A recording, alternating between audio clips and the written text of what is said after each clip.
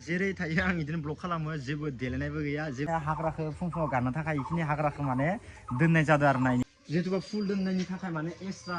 online खालामनानै मोनखायो लोगो ओमफ्राय दा आं बेखौनो अनलाइन होसिगोन सिगांनिफ्राय दिनालासे जायफोरा सापर्ट होबाय थादों आं गोसो गोजोनबाय thank you so' much good morning गासैसिमबो गुड मर्निं गाइस दा फुंनिफ्राय एसे पुरा खामानि मावबाय थादों इनिफ्राय बारा इन्ट्र' भिडिअखौ होआखैमोन लोगोफोर ओमफ्राय आङो इन्ट्र' भिडिअखौ दासो होबाय दानो पुरा लेथ्रा जादों आरो ना माने अबस्थायानो गोलोमजोब्बाय ओमफ्राय दा फार्स्ट इन्ट्र' भिडिअखौनो स्टार्ट होबाय आं दहैनो होदियासै ओमफ्राय दा नायलांबाय थादों लोगोफोर दिनै मा खालामनाय जायो आरो मा खालामनाय जाया स' लेट्स गो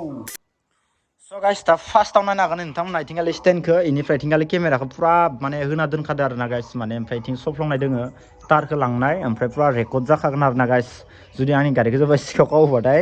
पुरा नुखानाय बायदि होना दोनदों आरो ना गाइस सोर फायो सोर फाया पुरा केमेरा होना दोनदों लोगोफोर स' बाखि लोगोफोर दा नायनो हागोन नै बिराद माने इथिंगालि हाग्रा बंग्रा दै लोगोफोर हो बेनिफ्राय नैबेखिनिया माने 12 दासो जागोन नालाय बेनिखायनो बारा गुरुथ' लाबाय थायाखै इयाव हा खोनो लागादों ओंखायनो हाग्राखौ सनस्लायाखै आरो ना लोगोफोर बेनिफ्राय बाखि नैफोर हाग्राखौ नायनो हागोन नै दुब्रि हाग्रा लोगोफोर इयाव माने पुरा निहिर गानो थाखाय इ हाग्राखौ फिसिना दोनदो आरो ना लोगोफोर बरिया नै फुङाव निहिर गानो गाहाम जायो आरो ना लोगोफोर माने लामाफोराव आजिखालि फाखा लामा जाजोब्बाय हाग्राखौनो मोनला एक्सारसाइस खालामनो थाखायबाबो इयाव हाग्रा गाबाय थादो आरामसे देहाया स्ट्रं थाबाय आरो ना लोगोफोरनि ओरै निहिरखौ खालामदो आथिङाव नांबाय थाबाय होमबानो दैया बरिया थाबाय आरो ना लोगोफोर गोबां मानसिफोरानो साननो हानाय जिथुबा माने एसेबां हाग्रा खालामना दोनदों होननानै खिन्थु सेथ्लाखौ आङो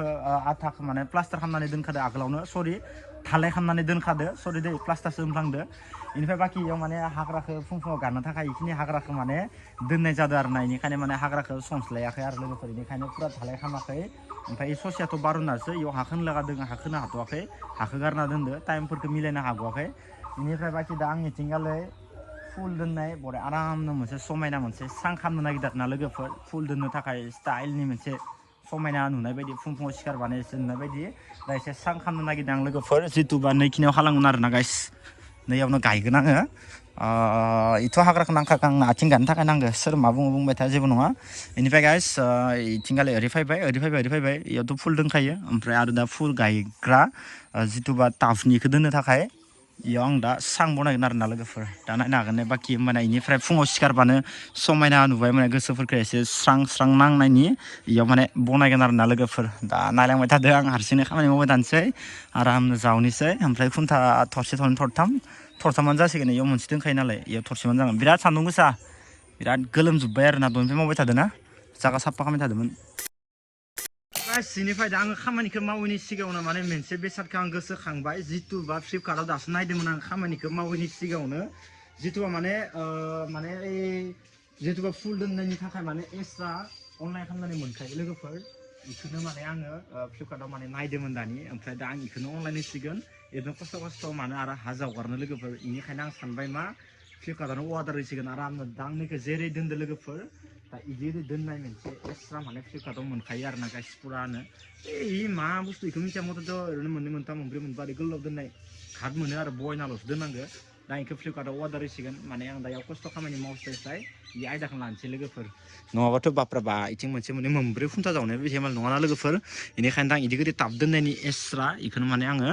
अर्डार होनोसै लोगोफोर इयो सफैबाथाय आङो माने बरिया भिडिअ लाबोगोन लोगोफोर मोजां ना हामा कुवालिटिखौ खेबसे नायगोन आरो ना लोगोफोर बाखिनो बिबार बारबाय नैबेनो समायनानो बिबार कालेकसन खालामगोन जेब्ला फ्लिपकार्टआव अनलाइन खालामनाया सफैगोन अब्लासो माने आङो बिबारखौ कालेकसन खालामगोन लोगोफोर बाखि दा बिबारखौ कालेकसन खालामथ'ला बाखि जि दङ न'आव बेखिनियानो थासिगोन आरो ना लोगोफोर गासैनिफ्राय आङो खालाखौबो लगायखांबाय ओमफ्राय नायनो हागोन लोगोफोर बिबारबो होना दोनबाय आरोना एसे ओमफ्राय दुगैनानै खाला लगायखांनायनि उनावसो माने इन्ट्र' भिडिअखौ आङो लाबोबाय आरो ना गाइस दा टेनसन गैया ओमफ्राय खालाबो लगायखांबाय भिडिअ लानाय जादोंसै खाला लगायनायखौ ओमफ्राय नै बेनोसै आरो ना लोगोफोर माथो खालामबावनो उपाय गैया ओमफ्राय न'आवथ' खामानिखौ दा मावला फ्लिपकार्टआवसो अर्डार होसिगोन आं दायो बे खाला लगायनायखौ बारा ब्लग लायाखै भिडिअबो लायाखै दुगैखांबाय फ्रेस जाखांबाय बेनिफ्राय खाला लगायखांनानै फट' लाबाय मानो होनना बुङोबा जोंनिया दिनै गामिनि रायजोफोरनि मोनसे फुजा दङ लोगोफोर बेनिखायनो आङो एसे दुगैनानै आरामनो खालाखौ लगायबाय ओरैनोथ' न'खौथ' लिरखादो देसाय आइमोनानो ओमफ्राय खाला लगायनानै दा गोसोखौ फ्रेस नांबाय लोगोफोर बेनिफ्राय बाखि दा खामानिखौ मावथ'लायला मावबाथ' आरो गोबाव जासिगोन इ गतिके आङो फ्लिपकार्टआवनो अर्डार होसिगोन होमबाना जायगाखौ बोस्रायनानै जेराव मेरावनो माने दोनहैनो हासिगोन आरो ना लोगोफोर दा जियानो जाया माने गाइस नोंथांमोना गासिबो सापर्ट होबाय थाबानो जाबाय आं दा नै एबार गोजान जायगायाव थांनायनि प्लेनिंखौ लाबाय थादो बेनिफ्राय दा मायाव थांनाय जायो बेखौथ' बुंनो हानाय नङा लोगोफोर बेनिखायनो एसे साननानैसो थांनांसिगोन मानो बुङोबा दा आरो बाहेराव एसे दावराव दावसिया बारा जाबाय थादों नालाय बेनिखायनो एसे साननानै भाबि सिन्थि थांनांसिगोन आरो ना लोगोफोर उपाय गैया ओरैनो खालामनांसिगोन दा जियानो जाया मानो गाइस दिनै ब्लगा माबायदि जायो बेखौथ' मिथिला जिखुनु जाया ब्लगखौ इदिट खालामबासो मिथिसिगोन जिखुनु जाया ब्लगखौ खालामलांबाय थानायसै आरो ना जि जायो जासिगोन आरो माने लोगोफोर मुलुगनाङै आर'जआव गान दामबाय थादो जोंनिया रायजोफोरनि थानसालियाव दा भिडिअ'आवसो खोनागोन खोनाया आर'ज गाबनायखौ गाबबाय थादो माने दामबाय थादो आरो ना बक्सआव दा भिडिअ'आवसो खोनागोन खोनाया नोंथांमोना साफानो बरिया गान दामबाय थादो लोगोफोर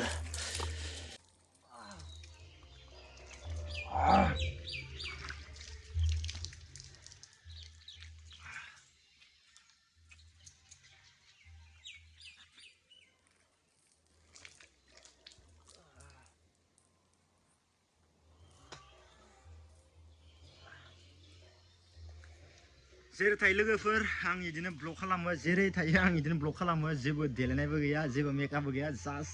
जेरै थायो ओरैनो ब्लग खालामो आरोना लोगोफोर दा साफा फ्रेस जानानै लाबाय बेनिफ्राय दा गस्ला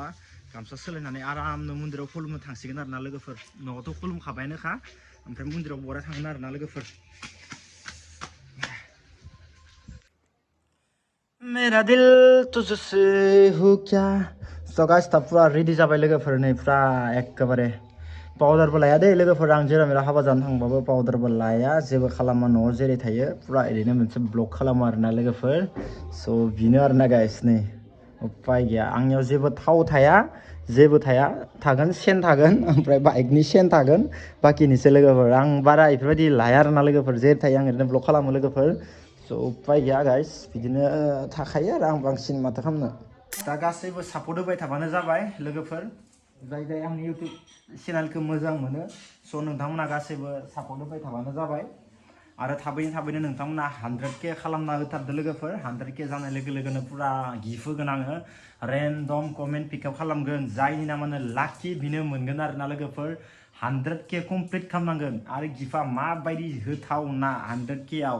आरो 100K आव नोंथांमोननो माबायदि गिफ्ट नांगौ नोंथांमोना कमेन्टआव खिथाना दोनखा दानो नैबे ब्लगाव जेथिया आंनि चेनेला 100K कमप्लिट जागोन अब्लानो गिफ्टखौ होगोन पुरा रेन्डम कमेन्ट पिकआप खालामगोन जायनि नामाव उथियो स' बिनो मोनगोन आरोना लोगोफोर थ' नोंथांमोना सापर्ट होबाय थाबानो जाबाय आरो सिगांनिफ्राय दिनावलासै जायफोरा सापर्ट होबाय थादों आंनि गोसो गोरबोनिफ्राय थेंक इउ स' माच आरो दासिमावलासै जायफोरा सापर्ट होदो बिसोरखौबो आंनि गोसो गोरबोनिफ्राय थेंक इउ स' माच आरो चेनेलखौ थाबैनो 100K खालामनो सेस्था खालाम शेयार खालामना हो भिडिअखौ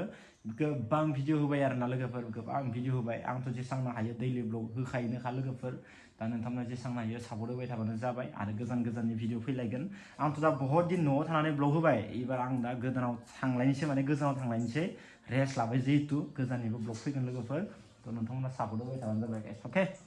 येस